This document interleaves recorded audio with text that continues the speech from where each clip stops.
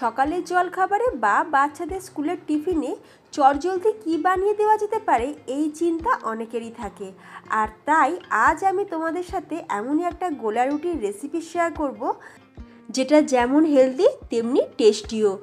একদম সহজভাবে বাড়িতেই বানিয়ে নেওয়া যাবে, আর এটার সাথে কোনো রকম তরকারিও লাগবে না, শুধু খেতে দারুণ লাগে।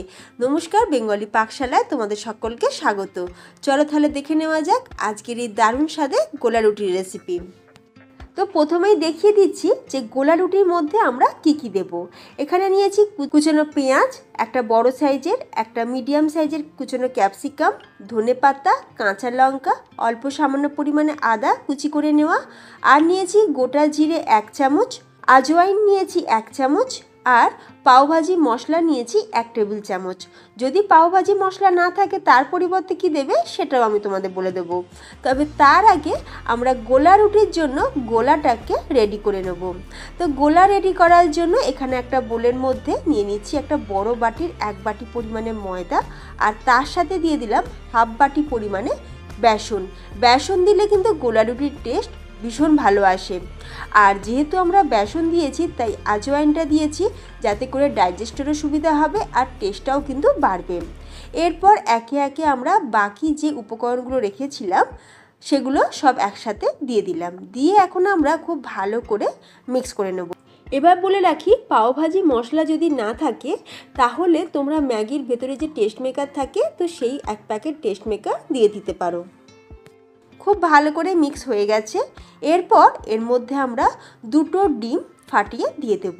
আমি এখানে 2টো ডিম দিচ্ছি, তোমরা চাইলে কিন্তু এর থেকে বেশিও দিতে পারো, বেশি দিলে কিন্তু টেস্ট আরও বাড়বে।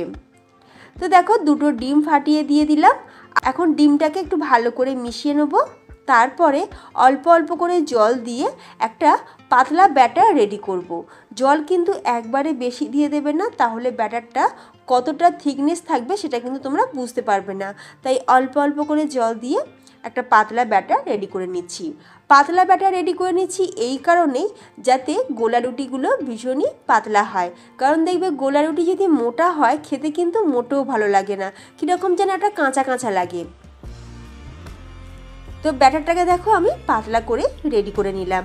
আমি এখানে শুধুমাত্র পেঁয়াজ আর ক্যাপসিকাম দিয়েছি, তোমরা চাইলে এর মধ্যে একটু আলু বা একটু গাজর গ্রেট করে নিয়েও দিতে পারো, তাতেও কিন্তু ভীষণ ভালো হয়। এরপর দেখো গোলা রুটির গোলাটা আমার রেডি হয়ে গেছে। সবার শেষে আমি লবণটা দিয়ে দিলাম, এতে করে আন্দাজটা বুঝতে সুবিধা হবে। কারণ এটা তো আর টেস্ট করে দেখার জিনিস নয় যে চেক করে নিয়ে তারপর আবার লবণ মেশাবো, সেই জন্য সবার শেষে লবণটাকে দিয়ে একবার ভালো করে মিক্স করে নিলাম। গোলা রুটির ব্যাটার আমাদের তৈরি। অন্যদিকে গ্যাসের উপর একটা ফ্রাই প্যান বসিয়ে 1 চামচ তেল দিয়ে দিয়েছি। তেলটা খুব ভালোভাবে ফ্রাই প্যানের চারিদিকে স্প্রেড করে দিলাম। এরপর 2 হাতা ব্যাটার আমরা এই ফ্রাই প্যানের মধ্যে দিয়ে দিচ্ছি। আর ব্যাটারটা দেওয়ার সময় গ্যাসের ফ্লেমটা একদম লোতে রেখেছি, না হলে ব্যাটারটা এক জায়গায় জমাট হয়ে যাবে। একদম লো ফ্লেমে করে দিয়েছি। তারপরে ফ্রাই প্যানটা একটুখানি ঘুরিয়ে নিলাম, যাতে করে গোলা রুটিটা আমাদের হাত দিয়ে বা খুন্তি দিয়ে বা হাতা দিয়ে শেপ দিতে না হয়, নিজে থেকেই যাতে গোল হয়ে যায়। 2 হাতা ব্যাটার দিয়ে দিলাম, দিয়ে একটু ভালো করে চারিদিকে স্প্রেড করে দিয়েছি। এরপর যখন দেখবে ওপরটা এইরকম শুকিয়ে আসবে বা বেশ শুকনো শুকনো হয়ে যাবে, তখন অল্প সামান্য একটুখানি তেল আমি ব্রাশ করে দিলাম। একটুখানি তেল ব্রাশ করে দিয়ে সাথে সাথে এটাকে উল্টে দেব। একই রকমভাবে 2টো সাইড কিন্তু আমরা ভেজে নেব। তো দেখো ফ্রেন্ডস, কত সহজভাবেই তৈরি হয়ে গেল আমাদের হেলদি আর টেস্টি গোলা রুটি।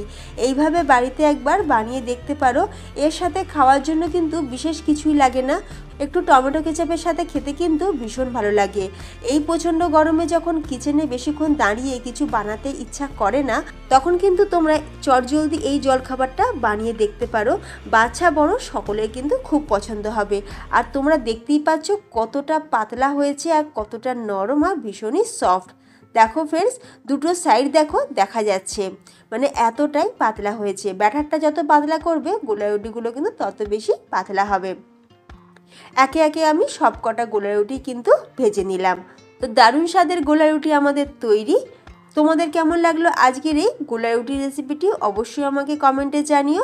রেসিপিটা ভালো লাগলে আত্মীয় স্বজন বন্ধু বান্ধবের মধ্যে শেয়ার করতে কিন্তু একদমই ভুলো না। যে সকল বন্ধুরা আমার চ্যানেলে নতুন ভিডিও দেখছো, তোমাদের কাছে রিকোয়েস্ট রইল, প্লিজ চ্যানেলটি সাবস্ক্রাইব করে পাশে থাকা বেল আইকন প্রেস করে রাখবে, কারণ আমি চ্যানেলে যখনই ভিডিও আপলোড করব তার নোটিফিকেশান সবার আগে তোমাদের কাছেই পৌঁছে যাবে। আমার চ্যানেলে তোমরা কোন কোন রেসিপিগুলো দেখতে চাও সেটাও আমাকে কমেন্টে জানাতে পারো, আমি সেই রেসিপিগুলো তোমাদের সাথে শেয়ার করার চেষ্টা করব। তাহলে ফ্রেন্ডস, আজ আসি, দেখা হবে নতুন কোনো রেসিপির সাথে। ভালো থাকবে, সুস্থ থাকবে, ধন্যবাদ।